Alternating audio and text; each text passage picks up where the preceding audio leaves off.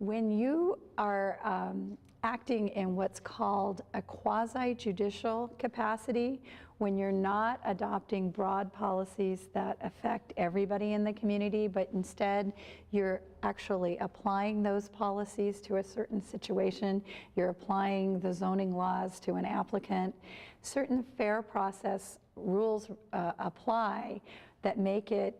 very useful to engage in the approach that was described, where you can listen to community discussion, but if somebody asks you what your opinion is, you're well advised to say, as this gentleman did, you know, I am collecting information, I am looking forward to hearing what information is presented to me at the public hearing, and I'm only going to make my decision after I hear all that information. The bias issue can also arise not only when, and the risk you want to avoid in expressing your view is the accusation that you've actually prejudged a matter and you can't be fair. That's why this is a fair process law. Another way one couldn't be fair, possibly, is if you had strongly held personal views. And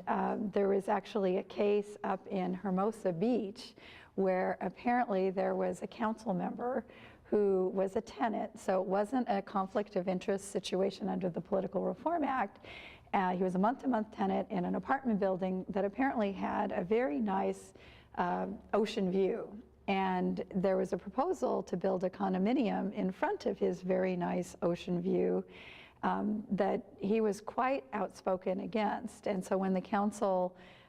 turned down the proposed condominium, the couple who wanted to build it sued, saying this council member had a personal, strongly held view that